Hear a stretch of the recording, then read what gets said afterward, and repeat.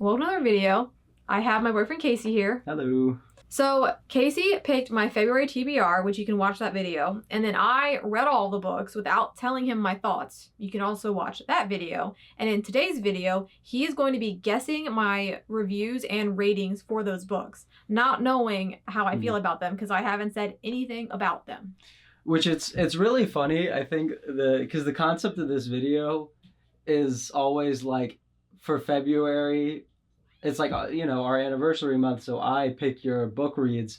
But then also as part of the prompt, it means that you don't tell me about the books that you're reading, which just means for all of our anniversary month, we don't do the thing that we do all the time, which is really funny, actually, now that I think about it. Oh, yeah. Yeah. A little. But, yeah. So do you have, like, an order that we're going through these in? Yeah, I was going to do the order that I read them in. Okay. That makes sense. This year's prompts were, like, I actually gave him prompts for each book. So that was different than previous years. Mm-hmm. So the first book I read was a fiction book off his shelf. And he picked Leviathan Wakes, which is the first book in the Expanse series, which is a series that he's read all of the original series, but haven't read the prequel, the sequel. It's technically it is all one series, but it's just that like there's sort of a break point between the first 6 and the last 3. So it's still technically all the same original series, but I just haven't read the last 3. Anyway. But yeah. So I read this one first. Mm-hmm. What do you think I thought about it? Okay. Also for reference, I re-listened to the audiobook this month because I had never listened to the audiobook for this before, so I also have this relatively fresh in my mind. I think you actually really liked this book. Okay. Because I forgot that essentially the first book is kind of like a mystery detective thriller almost. Yeah. Just that's also set in space. And the whole series is extremely heavy on like the whole found family themes, which is something you really like. It's got that sort of, detective mystery-ish thing. Not that I think you're specifically into like detective mysteries, but like thriller sort of feel. And I think maybe not as much as obviously the Andy Weir books, where like I feel like he makes the sci-fi aspects of his writing very accessible. This isn't to that same extent, I think, because I think Andy Weir's trying to set out to do that in his, but this doesn't as much, but it still is very readable. Like I don't think it's super hard to understand some of the more like sci-fi stuff that's going on sometimes. So I'm gonna say I think at least a 4 for this. I think maybe a 4.5. I think you like this one. Also, you read it kind of fast, so. Anything else? I think that's all. I did really like it. Yeah, I knew you would. Yeah. Yeah, I did really like it. I actually didn't really pick up that it is found family, which it is, but I just wasn't thinking about that while reading it. But yeah, it was like a sci-fi thriller. Yeah. Mm-hmm. And also while reading this book, I've decided that I like sci-fi set in space. Mm-hmm. Which I also do too. Because I've read like all 3 of Andy Weir's books are set in space. Mm-hmm. The one I didn't like as much, but still, I like being in space. Like I've just realized that this is the kind of sci-fi that I like. Yeah. Mm-hmm. So I think that was something I realized while filming this video, which is nice to know. Yeah. Because that can help me find books in the future. But yeah. What else can I say? I really liked it. Yeah. So was my guess pretty much spot on for this one? Because I first read this book a while ago. And I, had sort of forgotten what the first book was like. And honestly, I think especially this first book is sort of like the perfect, not in between necessarily between me and you, but I think it is like a very good mixing of things that we both enjoy in the stuff that we read. Because it is like a mystery sort of thriller, but it's also sci-fi and set in space. It's got a lot of like, a big focus of the story is the relationships between the main crew. And there's romance. And also it is like very, like, there's a lot of political intrigue and, like, background stuff happening that I really enjoy. And I think it's a really good, like, I don't know, like I said, it's a really good in-between of stuff that we enjoy in the books we read. And I also think it had, like, a good amount of humor in it. Yeah. Mm-hmm. Yeah, I really liked it. When I was reading it, it was all I could think about. Yeah. Mm-hmm. Like, all day when I was working, I just wanted to read. It's really good. It's also, this, something that I forgot about this book is the book feels like it ends like 3 times. You know what I mean? Like it feels like there are like 3 conclusion points, and then you're like, I'm halfway through this book. There are so many things that happen where you're like, there are plenty of books where this would have been the end of the book. Yeah. And then it's just like, but what happens next? But what happens next? And honestly, that's how the whole series feels for me, but not in a way. There's a lot of stuff that I talk all the time about how I hate stuff that goes on too long. Mm-hmm. And every book in this series, at least that I've read, because I haven't read the last 3, feels like it asks, like, okay, but what happens next, in like an actually interesting way, and not in a what happens next because we need another book kind of way, if that makes sense. Like, it does enough groundwork in the earlier books to where when stuff happens in the new one, it doesn't feel like, oh, this is just happening because they ran out of plot and they needed new stuff to happen. It always feels like, oh, okay, the plot that's happening now is a result of what happened earlier, as opposed to they had to add more stuff in to come up with plot, you know? Mm-hmm. Yeah. Yeah, so my rating is 4.5. Nailed it. Because I really liked it, but it didn't give me the 5-star feeling. Okay, that's fair. Also, there is a collection of short stories. Yeah. Have you read that? No. Can we go buy that? Yeah, we can go buy that. I've been wanting to get the collection of short stories. Okay. For a month now. Oh, really? But I couldn't do that. But you don't want to read the next book? Well, so the collection of short stories take place throughout the series. So I wanted to read the first one because it takes place between book 1 and book 2. I see. There's also a collection of short stories. There's also a prequel novel. Do you remember? I think I saw that. Fred Johnson. Mm-hmm. Yeah, I did see that. I think it's titled The Butcher of Anderson Station. It's about what happens with Yeah. So I wanted to get that collection of short stories and then read the first one before going into the second one. Okay. And I'm mad that you've gotten me into this long series. Yeah. I will say, it's a long series. It goes by fast. I know, it's so, I felt like all I was doing was reading this book, and it still took me a week to read it. That's fair. Because it's tall.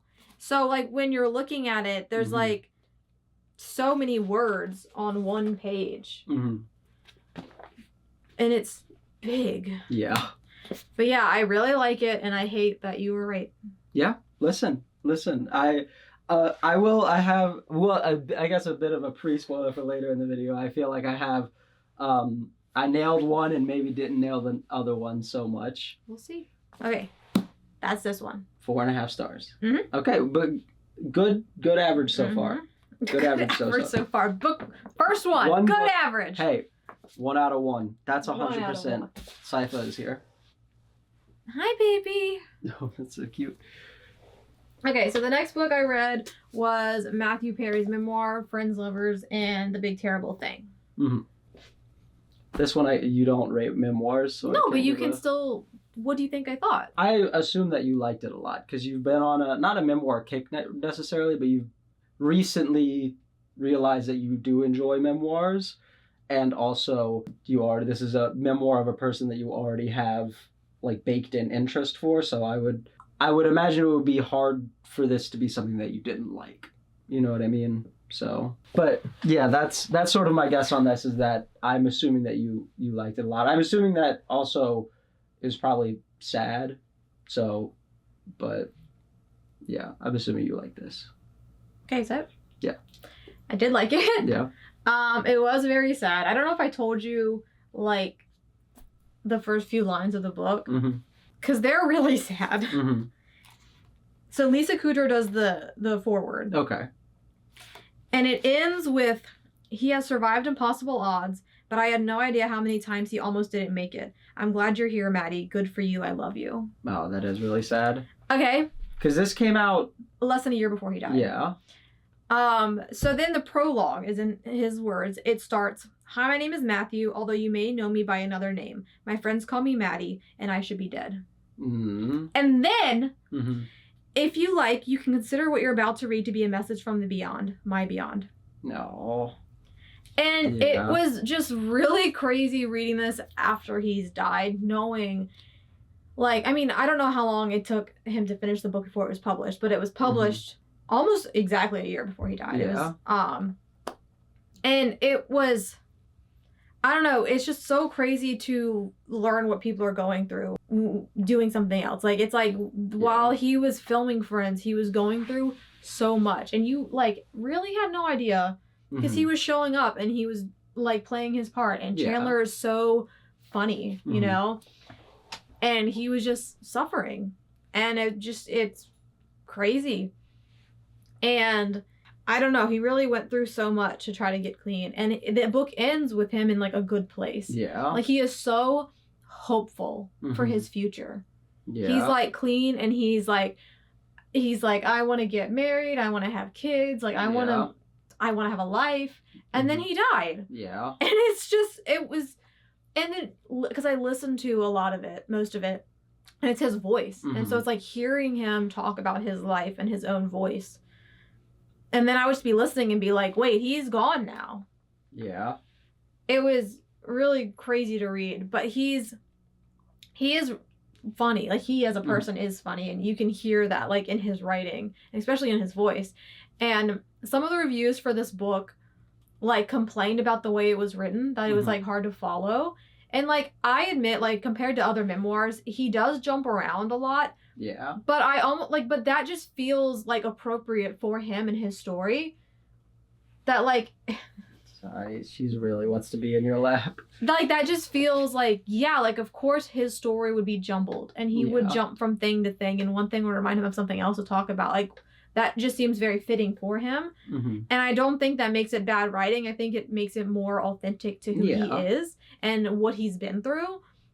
So I really didn't like that critique of the book, because it's like, it fits for him. Like, I don't know. It's also him telling his story. He can tell it in whichever way he wants to.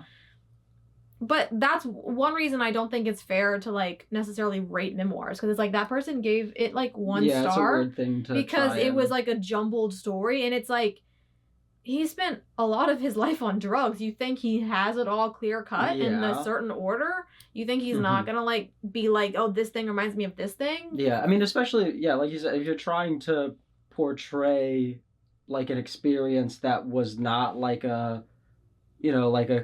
in his memory is not a clean one-to-one, like, it is a very confused and, like, time to portray it then in a very clear-cut, like, linear way, is not going to give you the same feeling as probably what is intended. Yeah, I really liked it. And it's a book I would recommend to people who want to know more about him and, like, his time on Friends, as long as you check the trigger warnings for it. Yeah. Because he does talk about a lot of rough things. And yeah, that was this one. I'm glad I finally read it, because this is actually my mom's copy. She got it for Christmas from, like, a family member, and then she immediately was just like, here, you take it, and I'll just read it when you're done. And it's been like 3 years or something since she got this, and I finally read it, so I can give it back to her now. I didn't even read this copy. I read it as an audiobook. Yeah. But anyway, and then there's pictures in it, which he has, like, pictures of his childhood and stuff in here. Where's the one I'm looking for? Look at this. I've always been great with kids. Man, I wish I had one of my own. And it's like a picture of him when he was, like, a teenager or kind of young with kids, because he had several young siblings. And there's something he said really, like, here's a picture of him with some of his siblings, and he says, these kids grew up and saved my life. Like, he really spoke highly of his family. And then he has some of the Friends cast in here. He has a picture of them. He says, best job in the entire world. And he has one of just him and Lisa Kudrow. Me and the funniest woman in the world. Like, he just speaks so highly of them, and they meant so much to him. So yeah, and just smack dab in the middle of the book, there's a bunch of pictures Which I knew there was pictures, but like I obviously listened to it, so when I finished the book, I had to go back and like open it up to be like, let me look at these pictures. Anyway, another one that I liked. This was the nonfiction pick from my shelves. And the next book I read was the fiction book from my shelves. This one is a way more of a shot in the dark because I don't really know much about the book. So I'm going to go complete guess like a 4. Okay. That's just Do you want me to tell guessing. You like kind of like a synopsis of the plot? Yeah, sure. So they, Caleb and I forgot her name, Sarah, they met in high school. They were like 14 or 15. They started dating. Her mom gets diagnosed with ALS. And so the story is in dual timeline. So when it goes back in the past, you're seeing like her and Caleb fall in love, and then her mom's diagnosis get worse. Okay. And then they get married when they're like 18, right before her mom dies. Okay. And then the book takes place when they're in their 30s, and they've been together since they're like 14. Like they've never been apart. They got married really young, and she just feels like aimless. Like he's rich. So she doesn't have to work. She just feels like she doesn't have anything that's hers. And she's never like accomplished anything because all she's done is been with Caleb. Okay. And so her and Caleb do this like wilderness retreat. Oh, okay.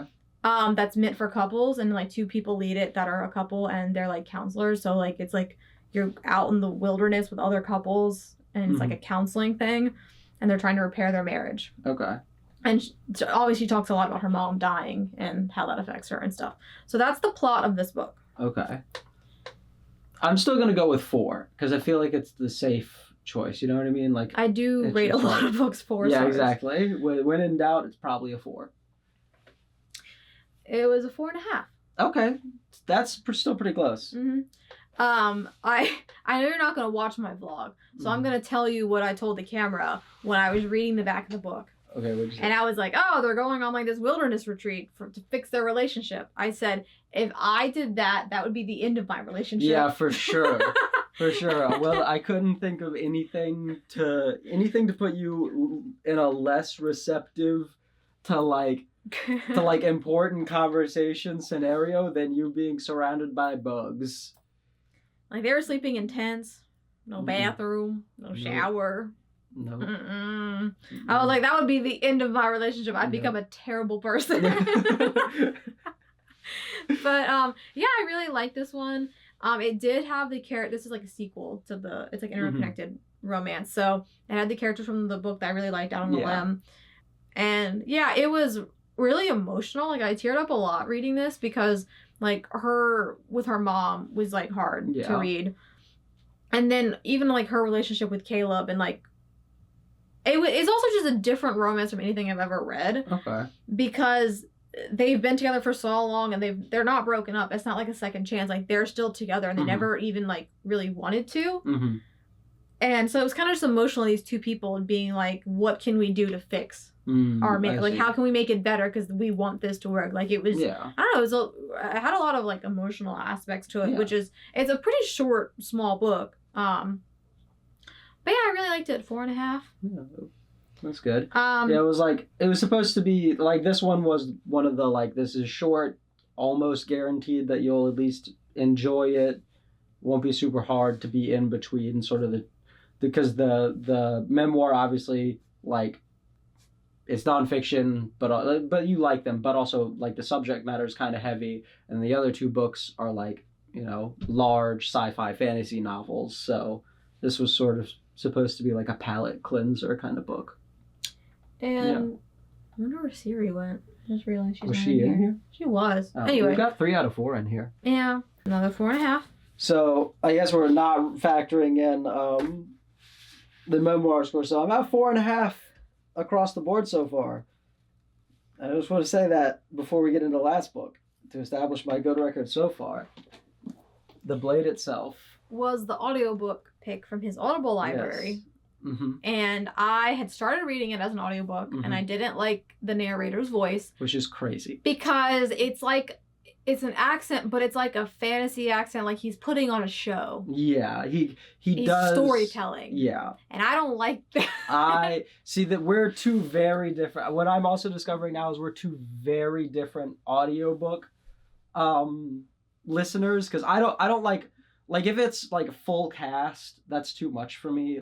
This is single narrator who is very much like performing the book, not just reading it, and I really enjoy that. I listened to about 20 minutes and I didn't know a single thing I had listened to.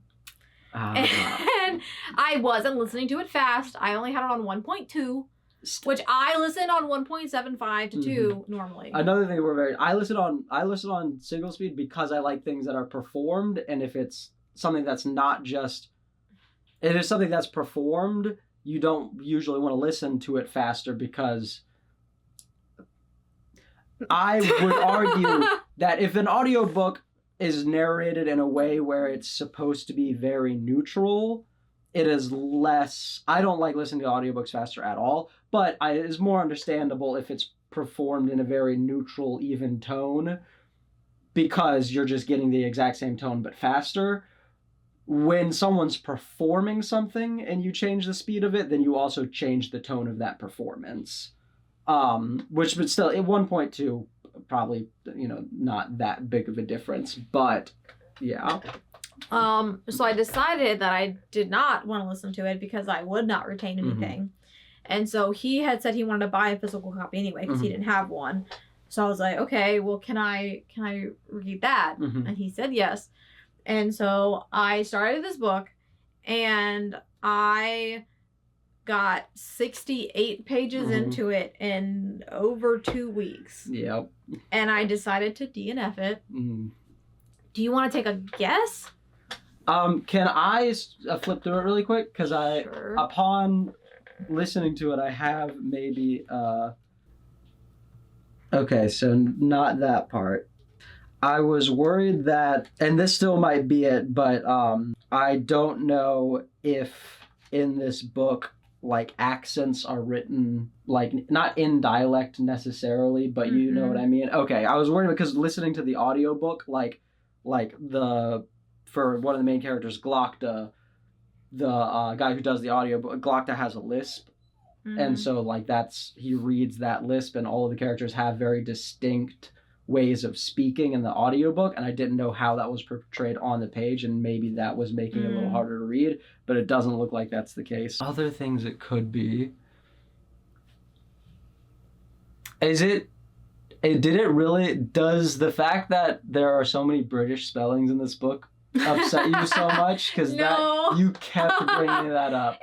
You kept, like... it's because it was words I've never seen the British spelling for, like mold. Like mold that grows on food. MOULD. Yeah. I was like, what? Like, and normally when I'm reading a book and I realize it's, like, British English, I'm like, oh yeah, okay. And I can usually just skip over it, but this one had a lot of words where it was like, I've never seen it spelled that way. Rumor? But that's not the reason that you stopped. No, it wasn't. Okay. It was something that would take me out every time I was reading it, where I had to stop and look at him and be like, rumor? Okay, so I don't know, because I feel like because I have other reasons that maybe you wouldn't like it, but nothing that I can think of that would make you stop reading in less than 100 pages. So I don't have any other guesses. I don't really have a concrete reason to tell you. Oh. I just couldn't get into the book. Really? And I feel like it was really too soon to even know what it was about. Yeah. But I just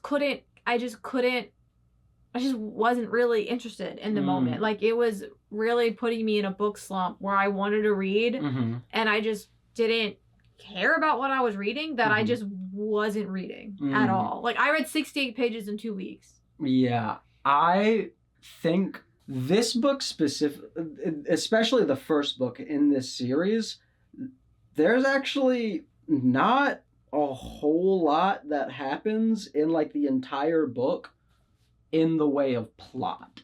Like, this is not a very plot-heavy book. It is, and all of his books are like this, they are way more character-focused. And so there is a plot that is happening. I'm not saying that there isn't anything happening on, but it's really not the important thing that's happening. In this first book, it's a lot more about getting to know these characters, because it's like the grim dark sort of, which I don't really like that label because I don't think it's a very good explanation, but it's supposed to be almost like a dark comedy a lot of the times, almost. Like, it is not, like, all of the main characters in this book are awful. Like, they are not good people. Like, you are rooting for them in the fact of, like, you get to know them and you're like, these are awful people, but they're awful people who are fun to read. Yeah, I don't know. I could understand why it would be, like, hard to get through it, especially if you're trying to understand everything that's going on, if that makes sense. Well, that's why I was like, I'm reading it, and I was just like, I don't understand what's going on. Like where it's going. Like, like, literally, I'm like, okay, this person talked to this person. They talked about this. Now they're going to do this.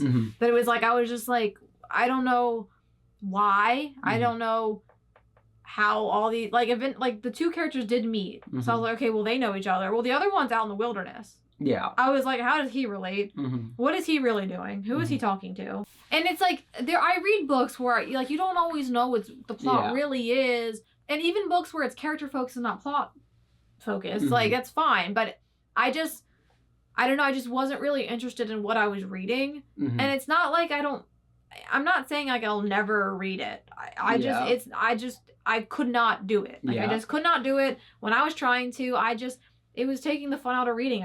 You saw me, I just wasn't reading. Yeah. I just did not read. Yeah, I'll say, like, the only, honestly, even in this book, out of, like, the three main POVs, only even one of the main POVs is even remotely, like, interested in understanding what the overarching plot of the book is.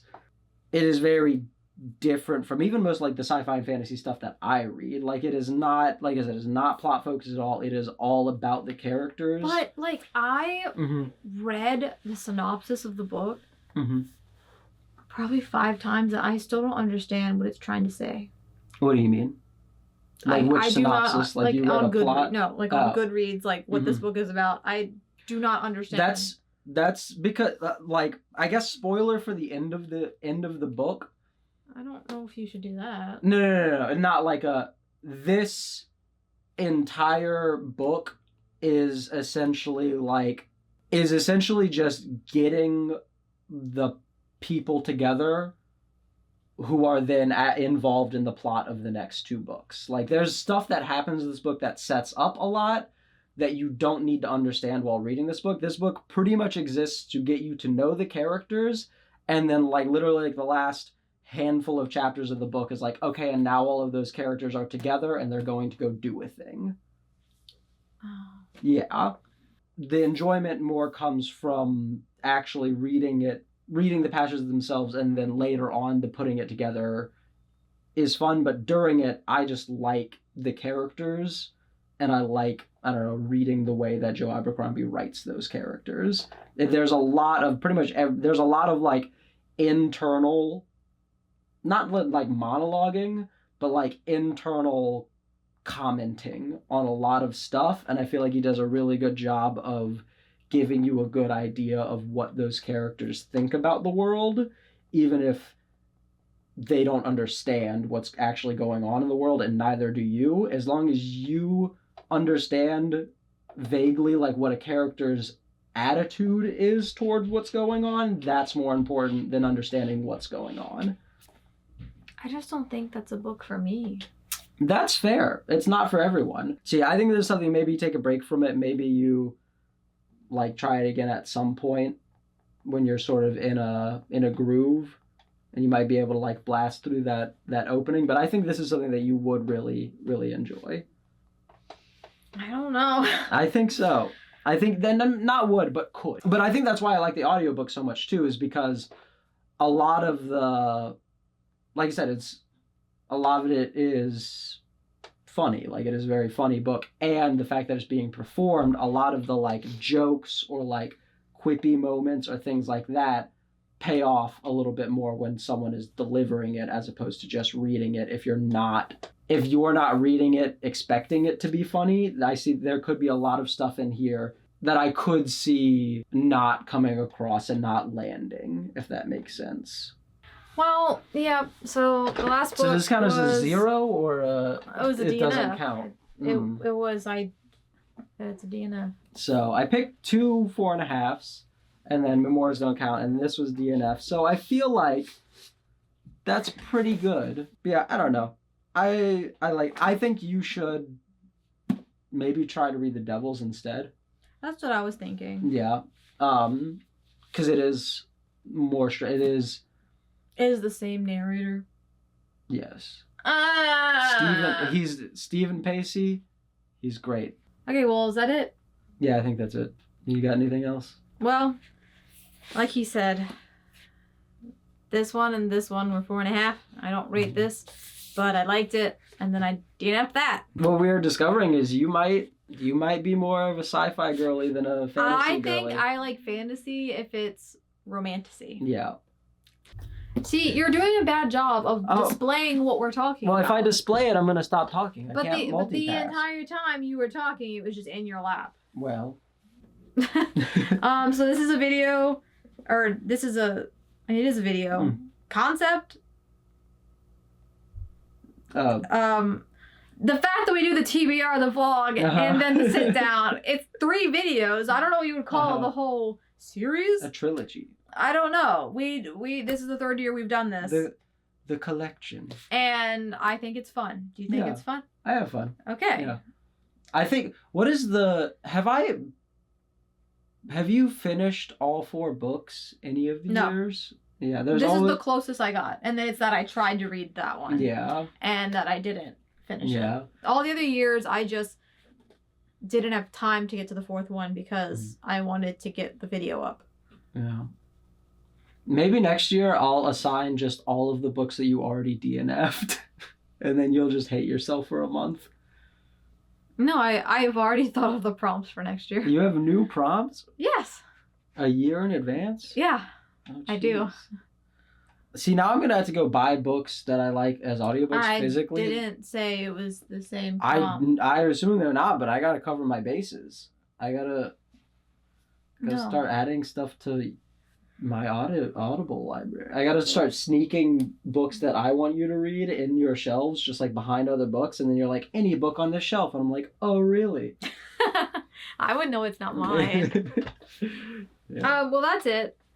So I think I did pretty good this year. Yeah. I think other than last year. Yeah, I think other than getting stuck on this one, like the other 3 were all like solid picks.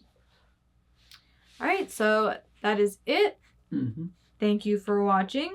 Check out the previous years we've done this. Yes. Yeah. And bye. Bye.